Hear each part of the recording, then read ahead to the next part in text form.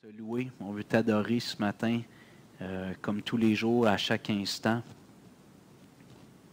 À chaque battement de cœur, comme nous disait André, on aimerait te lancer une louange, une adoration.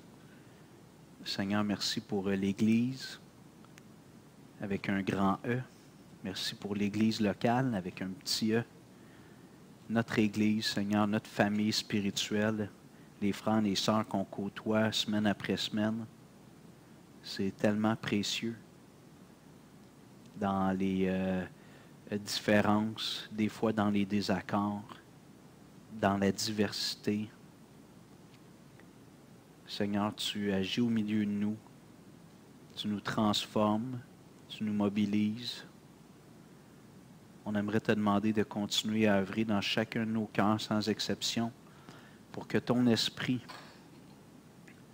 soit comme cette huile, cette onction divine qui vient faire que les rouages, la mécanique va bien, que l'Église fonctionne bien.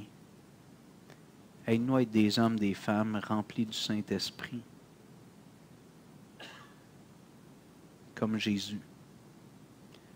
Seigneur, pour que le monde à Rivière-des-Prairies sache que nous sommes tes disciples, Jésus, que nous sommes tes enfants, Père Céleste, et qu'à travers cette unité qui nous lie ensemble,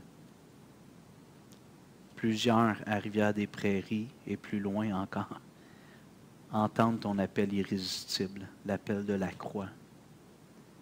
Alors on te prie de faire ton œuvre en nous, par nous, pour ta gloire, Seigneur. Au nom de Jésus. Amen.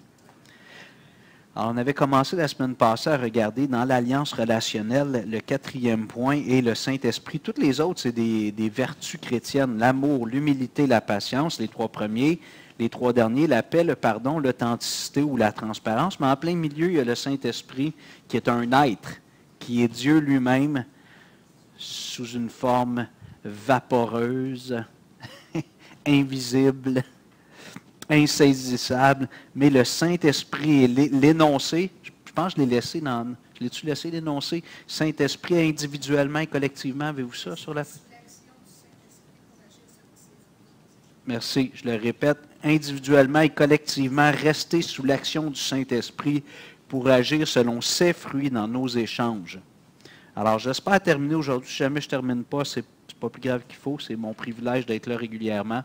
Je finirai dans 2 semaines si je n'ai pas terminé. Mais la semaine passée, on avait regardé, entre autres, la personne du Saint-Esprit. On avait passé presque tout notre temps ensemble autour de ce premier point, la personne du Saint-Esprit. Le Saint-Esprit est une des 3 personnes de la Trinité. Sans exception, il est Dieu. Il a sa personnalité propre. Et ça nous échappe, comme j'aime me le répéter tout le temps, puis malheureusement, comme peut-être plusieurs d'entre nous, il m'arrive des fois d'essayer de penser que je comprends Dieu. Je sais des choses sur Dieu, j'ai une relation avec Dieu, mais Dieu est infini, il est trop vaste, il me surprend, il m'émerveille.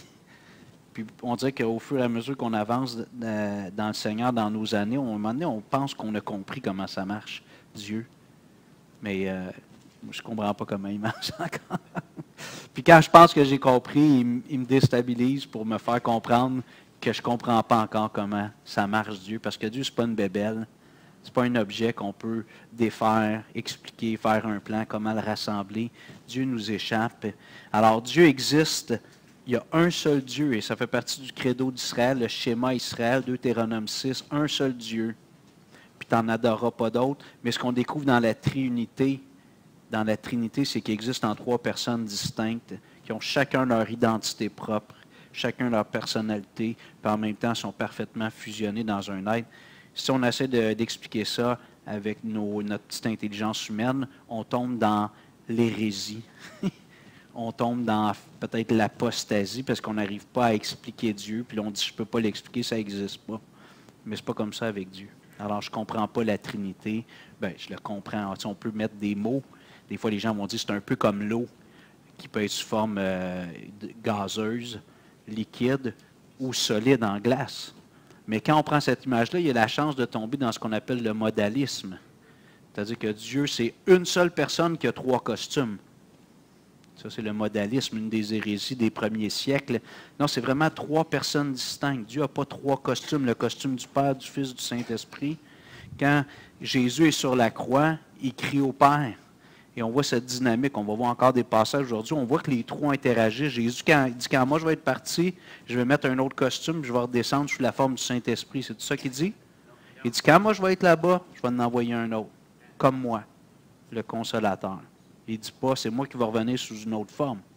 Alors, en même temps, il dit, si quelqu'un reçoit ma parole, le Père et moi, on va venir faire notre demeure en lui. Puis dans le même chapitre, il dit, c'est le Saint-Esprit qui va habiter en lui éternellement. Fait que ça m'échappe.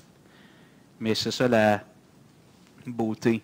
Lynn me partageait ce matin quand on était sur la route, qu'elle a écouté une vidéo sur YouTube qui disait que des scientifiques, j'ai dit, c'est-tu des chrétiens? Elle a dit non. Ils ont fait une étude, puis ils disent, le Big Bang, ça ne peut pas exister. Donc, bon, il faudrait vérifier les sources et tout ça,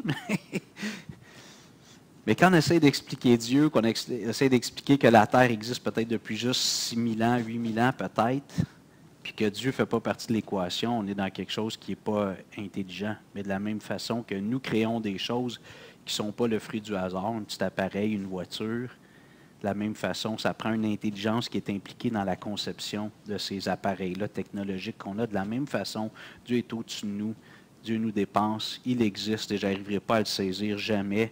Et pour l'éternité, Jésus a dit, la vie éternelle, c'est de te connaître. Toi, le seul vrai Dieu. Toute l'éternité, on va découvrir Dieu. Puis l'éternité, ça finit quand? Jamais. Donc, on ne finira jamais de connaître Dieu. Ça, c'est Dieu. Amen. On a vu que le Saint-Esprit était malgré tout, dans leur distinction, le plus effacé, si vous permettez l'expression, peut-être un mot qui serait mieux, je dis le plus discret, le plus effacé des 3. Donc, le Père, c'est le Père. Jésus, ce qu'il veut, c'est emmener les gens au Père. Et ce qu'on a vu, c'est que le Saint-Esprit, lui, veut convaincre les gens de croire en Christ. Donc, dans la hiérarchie, si je peux dire, la structure trinitaire, le Père est le premier. Jésus, il dit, quand il va avoir vaincu tout le monde, il va tout remettre au Père. Donc, il y a le Père, le Fils, le Saint-Esprit, puis les 3 sont heureux.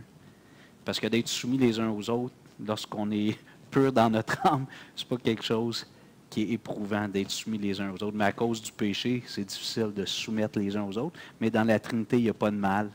Ils peuvent être soumis les uns aux autres, puis sont heureux d'être soumis les uns aux autres, selon la structure qui est établie dans leur relation. Maintenant, on avait commencé à aborder maintenant le 2e point la semaine passée, le Saint-Esprit, l'enfant de Dieu. Nous avions regardé ensemble Jean 3, 5. Je vais le relire, là, on l'avait lu, puis j'ai encore beaucoup de passages, mais Jésus dit à Nicodème, en vérité, je te le dis, si un homme ne naît d'eau et d'esprit, il ne peut entrer dans le royaume de Dieu. Alors, de naître de l'esprit, c'est une condition sine qua non pour aller au paradis, pour être heureux pour l'éternité. Après la mort, d'être dans la présence de Dieu, dans un état de conscient, de joie, de bonheur, il faut naître d'eau et d'esprit. Je vous propose pour vous-même, je l'ai dit la semaine passée, Ézéchiel 36, 25 à 27 ou 25, 26. Donc, je crois que le naître d'eau signifie d'être purifié. Dieu leur dit, je vais faire une nouvelle alliance avec vous, je vais vous laver d'une eau pure, puis après ça, je vais vous donner un esprit nouveau. Et je vais faire en sorte que vous suiviez mes lois. Mais Jésus dit, si tu n'es pas né de l'esprit, tu ne peux pas entrer dans le royaume de Dieu. C'est pour ça qu'on a le nom Renaissance dans le nom de notre Église, parce qu'on ne veut jamais oublier d'annoncer la nécessité de la nouvelle naissance, parce que si on n'en parle pas, on va faire des pharisiens. Au lieu de faire des disciples de Christ, on va faire des pharisiens. On va dire aux gens, il faut que tu fasses ça si tu es chrétien. Tu vas à l'église, tu lis ta Bible, tu donnes ta dîme, tu es un bon employé, tu es un bon mari, tu es une bonne femme, tu es un bon enfant, tu es un bon employé, tu es un bon patron. Mais ils n'ont pas la vie nouvelle en eux, donc on va faire des gens rigides qui font les choses juste parce qu'il faut les faire. C'est ça. Mais nous, on va les mettre sous la loi. S'ils ne sont pas nés de nouveau, on va les mettre sous la loi. Ça va être pesant. Mais si on l'Esprit de Jésus en eux, ils vont désirer lire leur Bible, venir à l'Église, prier, donner leur dîme, servir dans l'Église, aimer leur femme, aimer leur mari, être soumis à leur patron. Ça vient du cœur. Ça, c'est le cœur nouveau qui fait qu'on veut faire la volonté de Dieu. Jésus, pas Jésus, mais Jean dit dans Jean 1, versets 12 et 13, après ça, on va tourner l'autre passage, vous pouvez rester avec moi, juste avec vos oreilles, si vous voulez bien, mais à tous ceux qui ont reçu Jésus, à ceux qui croient en son nom, il a donné le pouvoir de devenir enfants de Dieu, lesquels sont nés non du sang, ni de la volonté de la chair, ni de la volonté de l'homme, mais de Dieu. Jean commence son évangile en parlant de la nouvelle naissance. Puis quand tu accueilles Jésus dans ton cœur, tu vis une nouvelle naissance. Non pas une naissance qui vient de l'homme, de la chair, du sang, c'est-à-dire pas une naissance physique comme tu as vécu le jour où tu es venu au monde dans ce monde matériel, mais une naissance spirituelle qui vient d'en haut. Une naissance spirituelle qui vient de Dieu. Je vous invite à tourner maintenant dans Romains 8.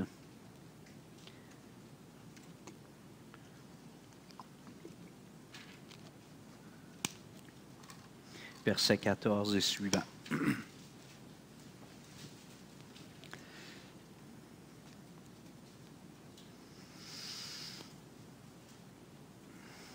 Car tous ceux qui sont conduits par l'Esprit de Dieu sont fils de Dieu. Romains 8, 14. Et vous n'avez point reçu un esprit de servitude pour être encore dans la crainte, mais vous avez reçu un esprit d'adoption, par lequel nous crions « Abba, Père ». L'Esprit lui-même rend témoignage à notre esprit que nous sommes enfants de Dieu. C'est merveilleux, hein? Un esprit d'adoption, pas un esprit de servitude. Alors, comme j'aime dire souvent, Dieu, lorsqu'il nous sauve, il aurait pu juste nous prendre et nous emmener comme de simples serviteurs dans sa maison. Puis nous le sommes, on est serviteurs de Dieu. Mais notre statut aurait pu se limiter à être un genre d'étranger que Dieu inclut dans sa belle grande maisonnée. Mais l'amour de Dieu va plus loin que ça. Il fait de nous ses enfants, co-héritiers avec Christ. Donc, il nous donne un statut qui est privilégié, être enfant de Dieu, non seulement serviteur de Dieu, qui est déjà un immense privilège et que nous sommes, mais en plus, il fait de nous ses enfants. Et il y a plusieurs d'entre nous, on a eu le privilège d'avoir des enfants, on les aime, hein, nos enfants. Même quand ils sont quand ils sont tannants, quand ils font des mauvais choix, quand ils sont méchants avec nous, comme on l'a peut-être été avec nos parents, sans mettre pointer le doigt juste sur eux. On les aime, nos enfants. Il y a quelque chose d'irrationnel, de subjectif. On aime nos enfants. On pourrait leur décrocher la lune si c'était possible. Fait qu'imaginez Dieu. Jésus dit, « Si donc méchants comme vous l'êtes, vous savez donner de bonnes choses à vos enfants, à combien plus forte raison votre Père ne donnera-t-il pas le Saint-Esprit à celui qui la leur demande? » Mais tu sais, il dit, vous les êtres humains, vous êtes méchants, puis vous savez donner des bonnes choses à vos enfants. Il dit, imagine Dieu qui est bonté, qui est amour. Alors Dieu nous aime. Alors d'être appelé enfant de Dieu, c'est incroyable. Dieu n'abandonnera pas un de ses enfants. Il ne les rejettera pas à tout jamais. Quand les gens croient qu'on peut perdre le salut, je suis devenu un enfant de Dieu en telle année, comme René et Nathalie nous ont partagé ce matin, puis je me suis éloigné à un moment donné, puis j'ai vraiment cru que je n'étais plus un enfant de Dieu. Il y a deux options. Soit que tu crois un mensonge ou que tu n'as jamais été un enfant de Dieu. Mais quand tu es enfant de Dieu, c'est pour toujours. Jamais, jamais, jamais. Hein? Tu es étampé, tu es adopté, certificat d'adoption, sceau du Saint-Esprit. Dieu ne rejettera jamais ses enfants. Il peut nous mettre en pénitence. Il peut nous envoyer réfléchir dans notre chambre un bout de temps. Puis là, on a l'impression qu'il n'est plus là. Puis on crie après, t'es où? Qu'est-ce qui se passe? Il est en bas dans le salon. Il s'occupe. Nous, on crie en haut dans notre chambre. On fait notre crise. Mais maintenant, on se calme. On ouvre la porte. On descend les marches. On regarde papa avec le regard un peu. Hein? On regarde papa avec le regard un peu. Je peux-tu, papa? Il est à mon enfant. Il est sur mes genoux. Gros colleux. Puis là, il nous instruit. Ça, c'est Dieu, hein? Il est merveilleux. Dieu est amour. Amen.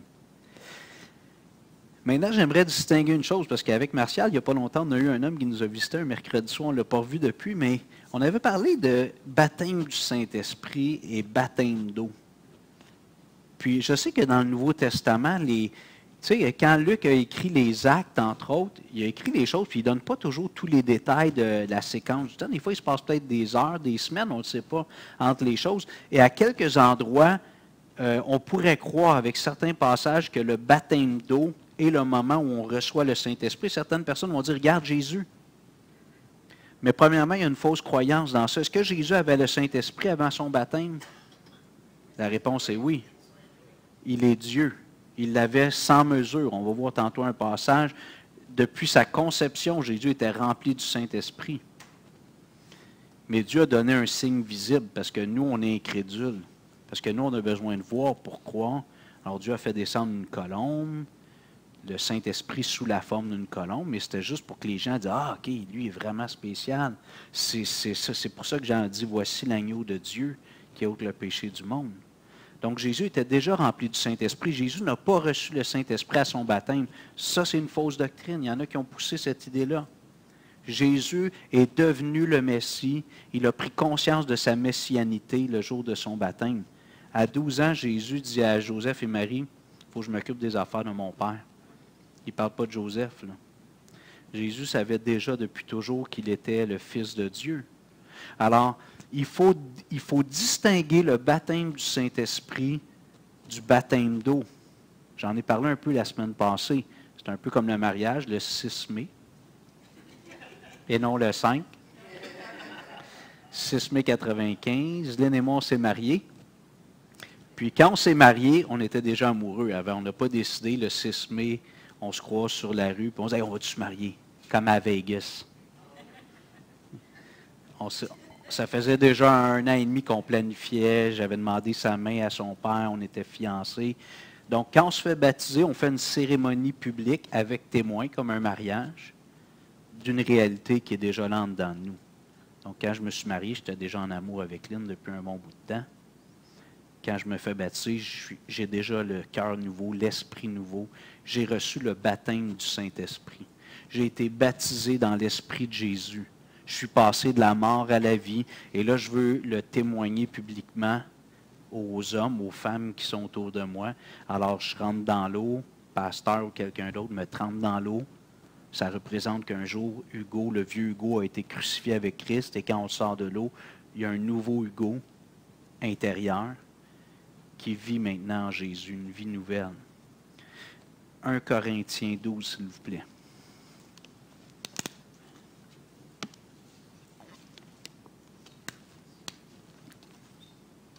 « 1 Corinthiens 12. »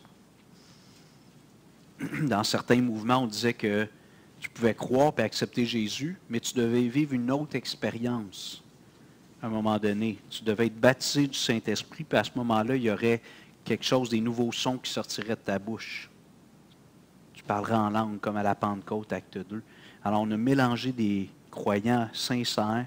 On leur a dit, tu as accepté Jésus, mais tu n'as pas reçu le Saint-Esprit encore. Ça ne marche pas. Si tu ouvres ton cœur, puis tu as reçu Christ, tu as reçu l'Esprit. Pour certains, c'est une métamorphose, comme on a dit, comme vraiment flagrante. Il y a un contraste. Pour d'autres, c'est plus subtil. Des fois, ça se fait en bas âge à l'école du dimanche, dans un camp chrétien l'été. C'est correct. Donc, chacun le vit un peu différemment, sa nouvelle naissance. Mais une chose est certaine, dans tous les cas, on peut dire, il y a eu un moment dans ma vie où Jésus est venu dans mon cœur. Je suis né de nouveau, puis je l'ai fait 12 fois à l'école du dimanche. Je ne me souviens pas c'est quelle la bonne, mais je sais que Jésus vit en moi. Parfait. C'est parfait. OK? 1 Corinthiens 12, 13, « Nous avons tous en effet été baptisés dans un seul esprit pour former un seul corps, soit juif, soit grec, soit esclave, soit libre, et nous avons tous été abreuvés d'un seul esprit. » Alors là, ici, Paul, il parle du baptême du Saint-Esprit. Il ne parle pas du baptême d'eau, il parle du baptême du Saint-Esprit. Et les gens qui me contactent là, depuis 3 ans sur Internet, parce qu'ils voient que dans notre Église, on fait le baptême d'eau, souvent, ils disent, je vais être baptisé parce qu'il me manque quelque chose. Puis moi, je leur dis, d'un côté, tu n'as pas tort, parce que c'est le premier pas d'engagement public. C'est sérieux, le baptême. Il ne faut pas retarder ça pendant 5 ans. Mais souvent, je leur parle, puis ils me parlent de qui est Jésus pour eux, puis juste dans leur histoire, tu vois qu'il y a eu une transformation évidente. Je leur dis, tu as déjà le Saint-Esprit. Le baptême ne te donnera pas le Saint-Esprit, le baptême d'eau. Puis ils ont de la misère un petit peu à... Je ne sais pas s'ils pognent ça sur Internet, cette idée-là. Pardon? C'est ça, c'est l'obéissance, mais tu as déjà reçu le cœur nouveau. Paul nous dit ici que nous avons tous en effet été baptisés dans un seul esprit. Et là, il dit pourquoi? Pour former un seul corps. Alors, dans l'alliance relationnelle, pardon? Alors, c'est important parce que le Saint-Esprit, son intention quand il vient vivre dans le cœur d'un enfant de Dieu, c'est que ce chrétien-là se joigne à un autre groupe de chrétiens qui ont reçu le Saint-Esprit, qui ont été baptisés dans l'Esprit, puis qu'on forme un seul corps. Et que là, le monde puisse voir Jésus à travers ce groupe de croyants-là. C'est ce qu'on appelle l'Église locale. L'Église universelle, c'est tous les croyants de toutes les époques. Mais l'Église locale, c'est nous, des croyants en chair et en os. Bon, on a une adresse où on se rencontre. Les pays où ils ne peuvent pas faire ça, c'est un lieu peut-être clandestin, dans le bois, un sous-sol de maison, je ne sais pas. Mais c'est quand même un groupe de croyants, 2 ou 3, réunis au nom de Jésus, qui sont réunis au nom de Christ. Alors, quand le Saint-Esprit vient dans le cœur d'une personne, ce qu'il veut faire, c'est greffer ce chrétien-là, ce nouveau chrétien-là, à un groupe de chrétiens, et que ce que les gens voient autour, c'est de l'unité. Ils voient un groupe qui est fusionnel, qui a un Seigneur, qui a un seul Père, qui a une seule mission. Puis Jésus a dit, quand les gens vont voir ça, là, ils vont être attirés à moi. Quand ils vont voir mes disciples unis dans l'esprit, en action de façon bien coordonnée, ils vont dire, il y a quelque chose parmi vous que je n'ai jamais vu ailleurs. Puis je le veux moi aussi. Et là, on va emmener l'Évangile. On va lui dire, c'est parce qu'on est bon, c'est parce qu'on a fait de vitalité. Puis là, on a 4 objectifs. Puis non, on va dire, c'est à cause de Jésus. Parce qu'ici, on est tous des petits univers différents les uns des autres. Chaque être humain est un petit univers avec sa façon de voir les choses. Puis malgré ça, on est ensemble. Puis on travaille ensemble par la grâce de Dieu. La chair, elle avait essayé de casser l'unité. Satan veut briser l'unité. Le monde ne veut pas que l'Église soit forte. Fait on a ces 3-là qui sont après nous, qui veulent fragiliser l'Église. Et nous, on doit marcher par l'Esprit afin de ne pas accomplir les œuvres de la chair. Le chrétien est habité par l'Esprit. Éphésiens 2, s'il vous plaît. Le croyant, l'enfant de Dieu est habité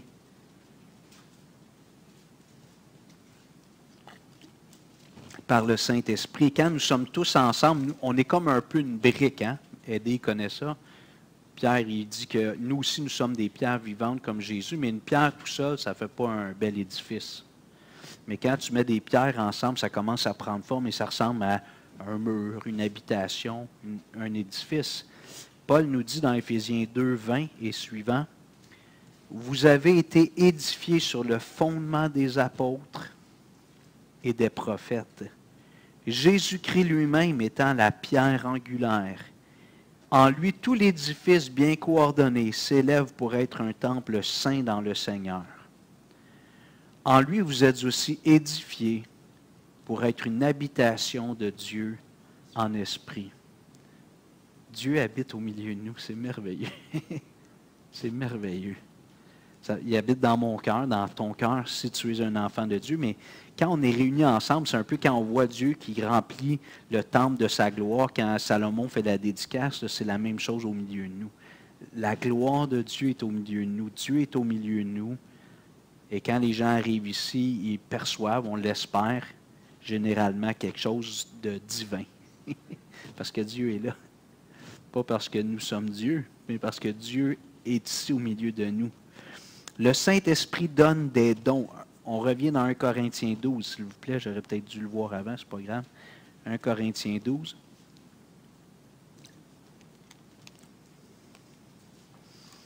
Verset 7.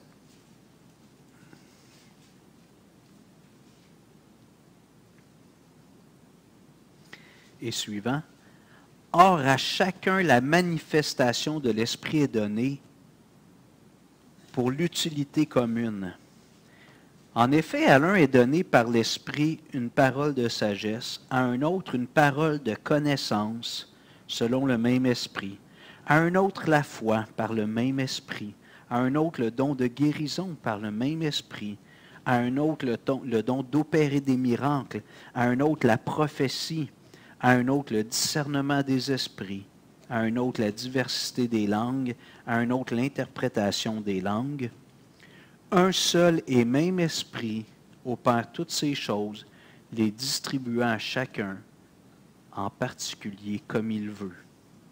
Mercredi soir passé sur Zoom, puis on continue mercredi qui vient, on a parlé justement des dons, signes, miracles, guérisons, prophéties.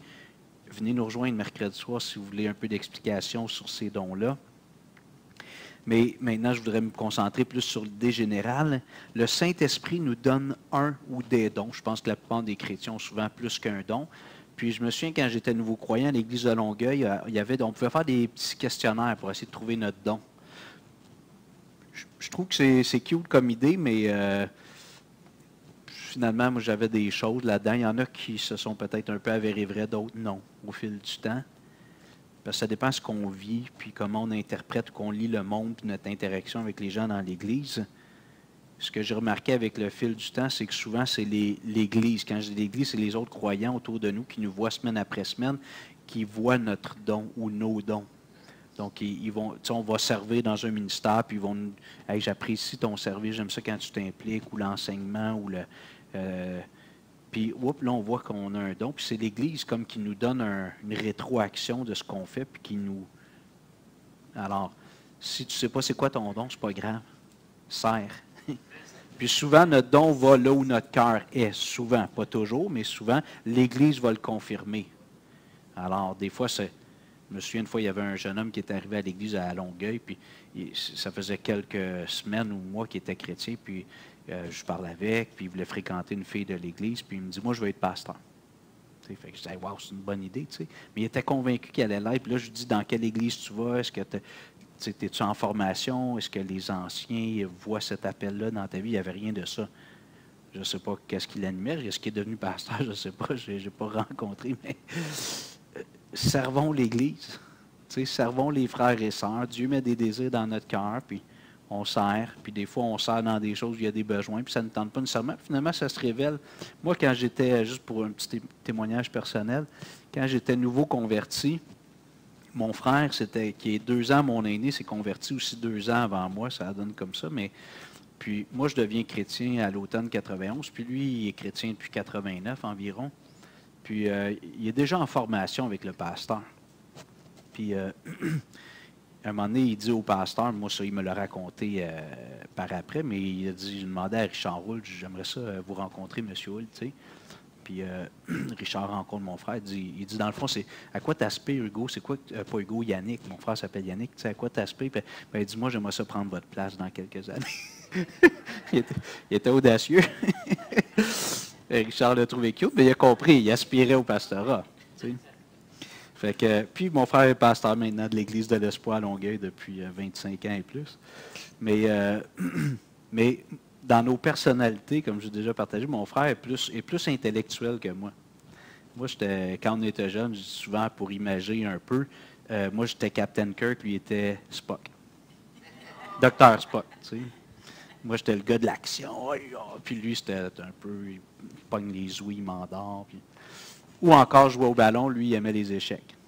T'sais? Fait que moi, je me convertis, puis je vois mon frère qui est un gars plus cérébral. Moi, je suis plus relationnel, l'action. Puis bon, je me dis, puis là, je fais JBEC, j'ai à cœur de servir Dieu. Puis je dis, c'est sûr, je ne serai pas un pasteur, je ne suis pas un intellectuel. Moi. Je ne suis pas un gars intellectuel dans la lecture, je lis, mais je ne suis pas un grand lecteur. J'ai lu beaucoup dans mes études, comme en maths, pour le ministère. Je ne suis pas quelqu'un qui lit énormément.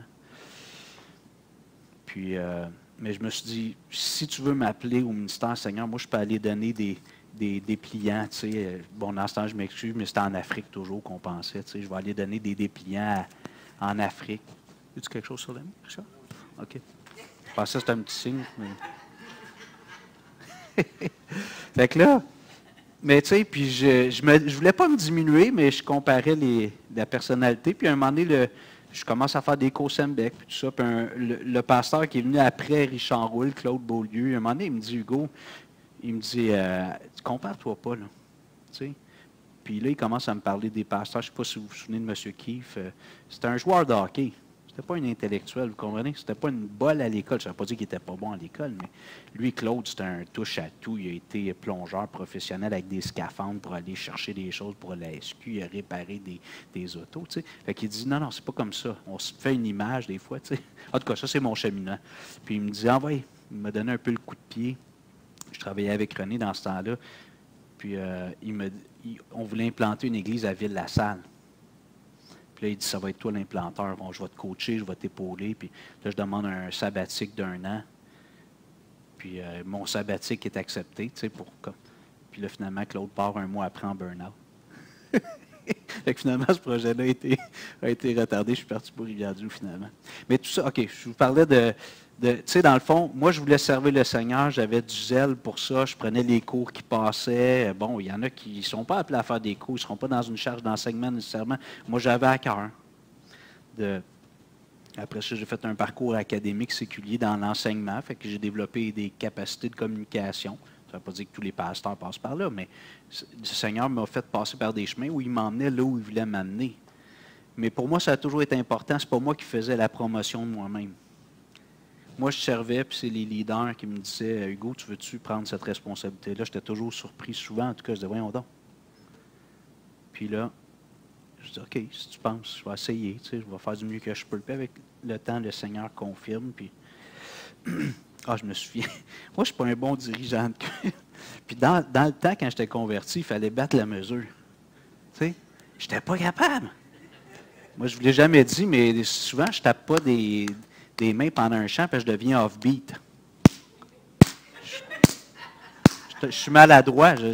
J'ai pas le rythme tellement, pour être honnête. Je joue de la guitare, c'est un miracle tant qu'à moi. Là, je vous l'ai déjà raconté, mais fait que là, j'essayais de battre la mesure, puis là, je voyais 2 adolescentes qui riaient de moi. Fait que là, en tout cas, moi, c'est pas mon appel. Présider, dans ce temps-là, c'était cravate, veston. Ben, j'étais pas capable. Tu sais, j'étais pas capable de faire les deux. Chanter puis battre la mesure, je n'étais pas capable. Fait que je me suis retiré de ça. Je dis, moi, les gars, je ne fais plus ça. Il faut que je batte la mesure. La cravate, ça va, mais battre la mesure, non. T'sais. Bon, finalement, les choses ont évolué, puis j'anime le mercredi soir, puis je suis capable d'animer, mais je ne pense pas que c'est comme mon appel, président de culte. Je n'ai jamais senti un appel particulier pour ça.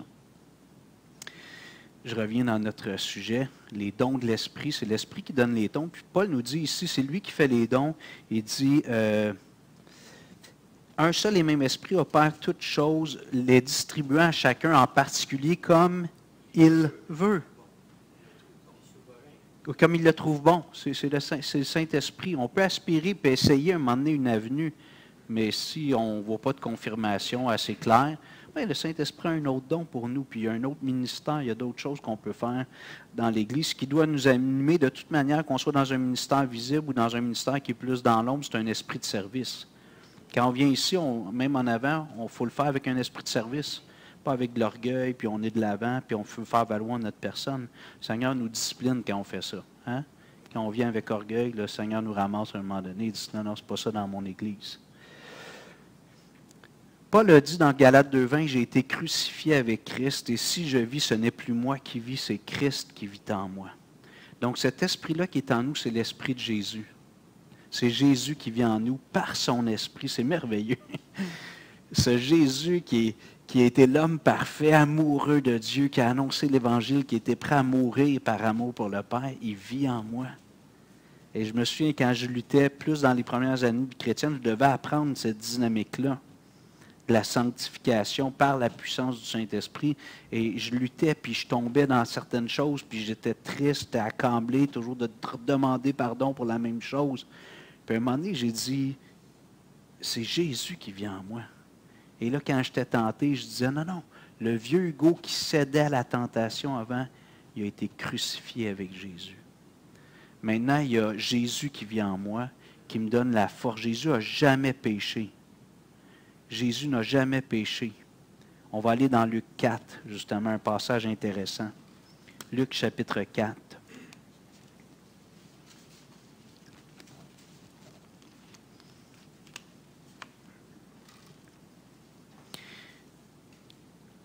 Comme plein d'autres passages des Écritures, on les lit, puis on est attentif aux mots, mais à un moment donné, il y a comme un... Voyons, j'avais jamais remarqué ça. À un moment donné, j'ai remarqué quelque chose dans Luc 4, versets 1 et 2. Jésus, rempli du Saint-Esprit, revint du Jourdain, et il fut conduit par l'Esprit dans le désert pour être tenté, ou où il fut tenté par le diable pendant 40 jours. Le Saint-Esprit emmène Jésus dans le désert pour qu'il passe un examen. Mais le mot qui est là, c'est tenter ou éprouver. C'est une traduction interchangeable. Le Saint-Esprit emmène Jésus dans le désert pour qu'il passe un examen pendant 40 jours. Incroyable, hein? Donc, le Saint-Esprit veut nous rendre comme Jésus. Donc, il va nous prendre et il va nous emmener dans des endroits, je ne parle pas nécessairement physique, mais dans notre il va nous emmener dans des situations où il va y avoir des épreuves, des tentations, pour qu'on puisse apprendre à résister puis à marcher comme Jésus. Et Jésus n'a pas péché, Jésus n'a jamais péché. C'est pour ça qu'il a pu prendre ma place sur la croix, parce qu'il n'avait pas à mourir pour lui-même. Il pouvait mourir pour un autre. Sacrifice parfait, sans défaut, sans tache. Alors le Saint-Esprit, ce qu'il veut, c'est former Jésus en nous. Parce que le Père, le Fils et le Saint-Esprit ont ce projet, lorsqu'un homme, une femme naissent de nouveau, c'est de former le caractère parfait de Jésus. Pourquoi on prend Jésus? Parce que Jésus a pris un corps humain, il a incarné Dieu dans une forme humaine. Donc, c'est ça que Dieu veut produire en nous, en gardant nos distinctions, notre personnalité unique, former le caractère de Jésus en nous. Donc, l'Esprit va produire en nous la sanctification. Paul dit dans 2 Thessaloniciens, je le lis, 2 Thessaloniciens 2, « Pour nous, frères bien-aimés du Seigneur, nous devons, à votre sujet, rendre continuellement grâce. » Excusez-moi. Parce que Dieu vous a choisi dès le commencement pour le salut, par la sanctification de l'Esprit et par la foi en la vérité. C'est à quoi il vous a appelé par notre évangile pour que vous possédiez la gloire de notre Seigneur Jésus-Christ. Ce que le Saint-Esprit veut faire une fois qu'il est venu habiter, qui a donné le cœur nouveau, cet esprit nouveau qui nous anime, c'est de nous rendre semblables à Jésus. Et il va permettre les épreuves. Et je ne sais pas si vous vous souvenez, ceux qui étaient là, mais au début de la pandémie, le premier dimanche, j'étais tout seul ici, avec mon téléphone comme caméra. On n'avait pas encore notre caméra là-bas. Puis, dans la semaine, je disais, Seigneur, je prêche sur quoi? C'est bizarre, tu sais, chacun dans... Puis là, le texte qui m'est venu en tête, là, je n'ai pas la référence, je vais vérifier, mais c'est au jour du malheur, réfléchis. Ecclésiaste 4, je pense. 19 ou 12, je pense. Il dit, en tout cas, au jour du bonheur, sois heureux, et au jour du malheur, réfléchis. Des fois, on voit dans les films, les vieux westerns, là, think of your sin, ou quelque chose comme ça. Tu sais, pense à tes péchés.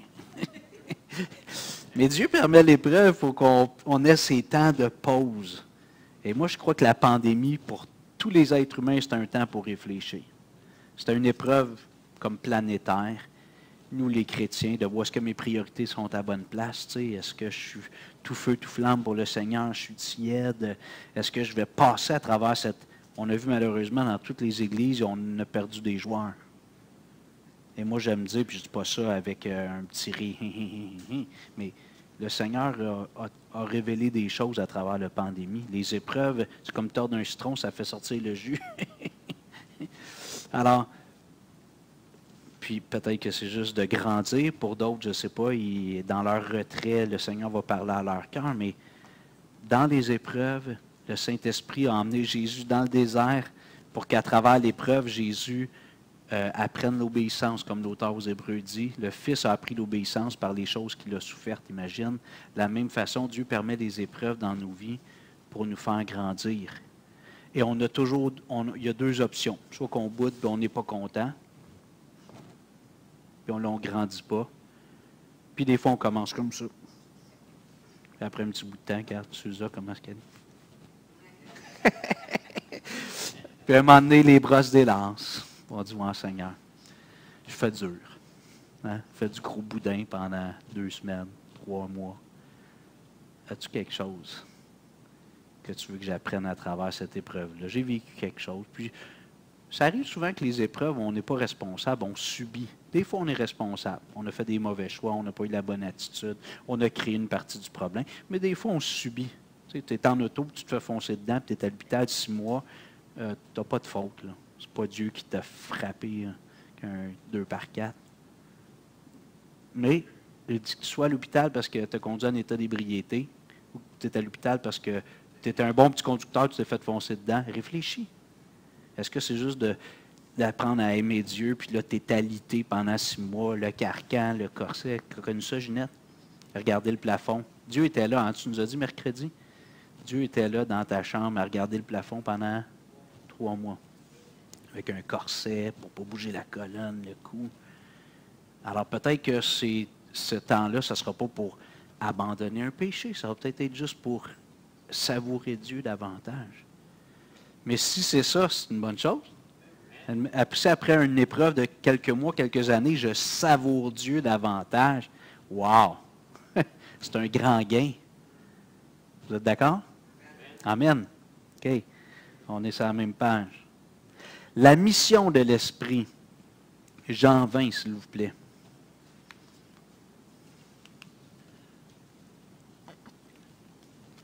Verset 22. Je sens qu'il va y avoir un 3e message sur le Saint-Esprit. Je sens ça venir. C'est surtout l'horloge qui me le dit. Oui, merci. C'est bon. Ouais, comme je dis aux gens, quand tu prêches régulier à une église, tu peux faire ça. J'aime ça. C'est pas grave si tu ne finis pas, tu le fais la semaine après ou 2. Mais ceux qui prêchent juste une fois, il faut qu'ils finissent. Il faut qu'ils ferment la bouche. Jean 20, 22. Après ces paroles, Jésus souffla sur eux et leur dit, « Recevez le Saint-Esprit. Ceux à qui vous pardonnerez les péchés leur seront pardonnés, et ceux à qui vous les retiendrez leur seront retenus. » Jésus souffle sur eux. Puis là, je vais paraphraser le verset 23. Il est en train de dire, « Par la puissance de l'Évangile, vous allez permettre aux gens d'être déliés du péché. » Et si ça va bien aider, dans quelques semaines, on va nous partager ça un mercredi matin aux aînés, ce texte-là. Alors, avec Matthieu 16. Mais ici, Jésus est en train de parler de la mission de l'Église, d'annoncer un message qui délie du péché, qui libère pour servir Dieu. Alors, Jésus souffle sur les apôtres, c'est symbolique parce qu'ils ont reçu le Saint-Esprit quelques semaines plus tard à la Pentecôte. Mais il souffle sur eux, puis il dit, « Je vous équipe pour que vous alliez annoncer le message de délivrance à travers ma mort. » Puis là, les disciples ne comprennent pas ça va être quoi le message vraiment. Mais... Et dans d'autres mots, dans les mots de Luc, si vous permettez, dans les mots de Jésus rapportés par Luc, acte 1, et je vais terminer avec ça pour aujourd'hui, acte 1, versets 4 à 8. Donc, on est toujours dans le 2e point, le Saint-Esprit et l'enfant de Dieu. Acte 1, verset 4. Là, Jésus est mort, ressuscité. Il est dans ses journées de dernière présence avec les disciples comme le Jésus ressuscité. Comme il se trouvait avec eux, il leur recommanda de ne pas s'éloigner de Jérusalem, mais d'attendre ce que le Père avait promis, ce que je vous ai annoncé, leur dit-il, car Jean a baptisé d'eau, mais vous, dans peu de jours, vous serez baptisés du Saint-Esprit.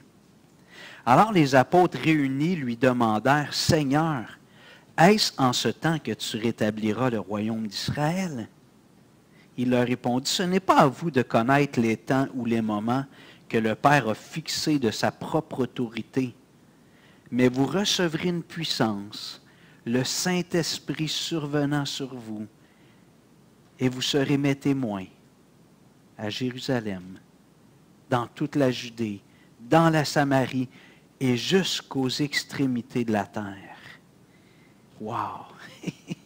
Jésus a ses derniers moments avec les disciples, Puis il leur dit, restez ici parce que je vous ai promis que quand moi je vais être avec le Père, je vais vous envoyer un autre consolateur.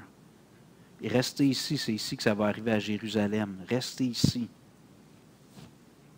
50 jours plus tard, à la Pentecôte, le Saint-Esprit descend sur eux. Mais Jésus, ici précis, il dit, Jean le Baptiste a baptisé d'eau, mais vous, dans peu de jours, vous serez baptisés du Saint-Esprit. Il parle du baptême du Saint-Esprit. Et là, les disciples, comme souvent nous le sommes, pensent à la gloire. Puis ils n'ont encore pas tout à fait compris comment le royaume de Dieu allait se répandre pendant 2000 ans et plus.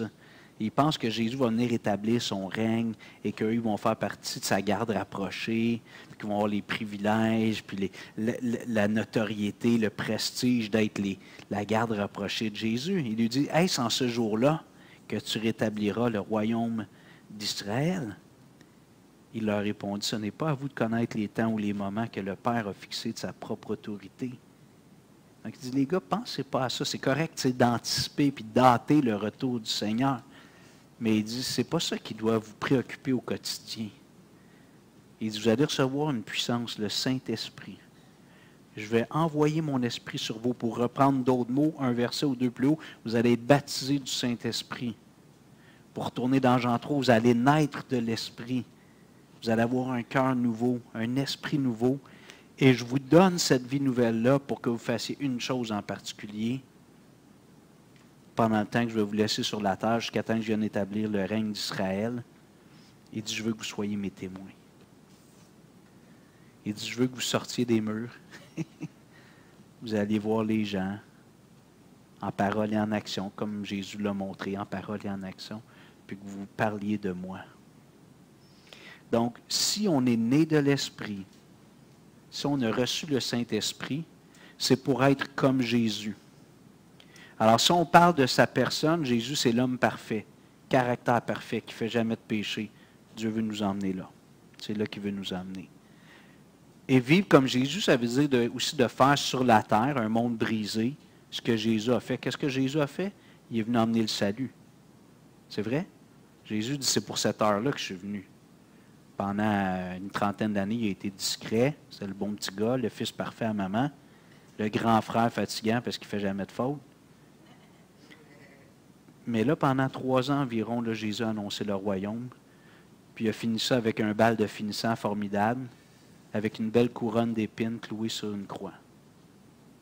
Et là, il a accompli le salut, chose que lui seul pouvait accomplir. Mais il dit, vous allez faire la même chose. Évidemment, pas mourir sur la croix. Jésus l'a fait une fois pour toutes. Mais il dit, à partir du jour où tu es né de l'Esprit, jusqu'à temps que je te ramène avec moi dans la gloire, soit par la mort ou par mon retour, tu vas être mon témoin. C'est donc la mission de l'Église. Nous avons le Saint-Esprit, pas pour notre petit bonheur intérieur, oui, mais pour déborder sur le monde autour de nous. Même chose pour l'Église. On est ensemble pour s'encourager, se fortifier, grandir, mais il faut que ça déborde. Et c'est intéressant parce qu'hier, dans les objectifs qu'on a mis, ça revenait. Hein? Le plus grand nombre de post-it, c'était toute la communauté. On appelait ça le communautaire. Là. Mais ce qu'on veut dire, c'est qu'il faut faire connaître le Seigneur en dehors. Désir d'aller à l'extérieur. C'est formidable, hein? Je me souviens, il y a quelques années, je parlais de ça, puis je ne dis pas que ce n'était pas le désir de l'Église, mais j'en parlais, puis là, c'est rendu qu'on le dit à l'unisson. C'est vrai? Il faut qu'on sorte. Il faut que les gens connaissent le Seigneur. Pas juste pour que l'Église de RDP vive encore 50 ans, mais parce que les gens ont besoin du Seigneur. Les gens ont besoin du pardon des péchés, de la vie éternelle. Pas parce qu'on veut avoir un meilleur monde, puis qu'il y a moins de péchés autour de nous, que les nouvelles nous choquent moins.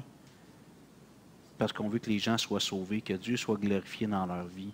Puis nous, on va avoir la joie de voir des âmes être sauvées. Je vous invite à vous lever, on va prier ensemble. Seigneur, on veut te remercier parce que tu nous as donné ton esprit.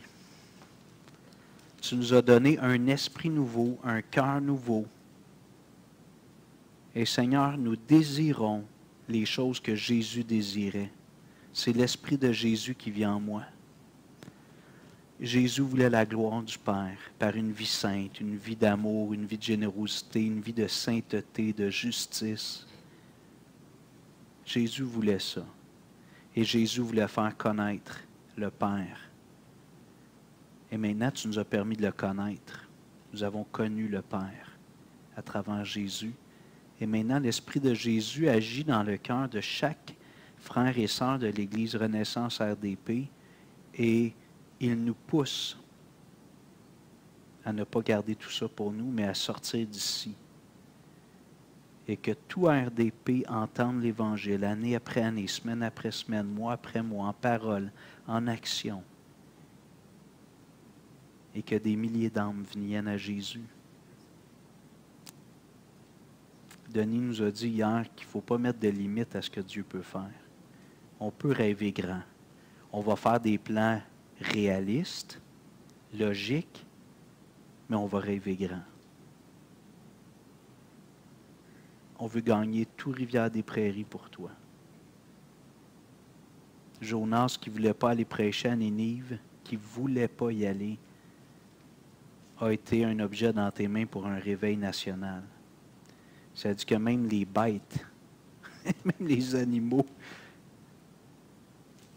étaient impliqués dans le jeûne et le repentir à Ninive. Tu peux faire ça à Rivière-des-Prairies. Seigneur, on est devant toi, nos cœurs sont devant toi, bien petits, mais devant un grand Dieu. Alors, Seigneur, fais ce que tu veux de moi, fais ce que tu veux de nous, pour ta gloire. Au nom de Jésus. Amen.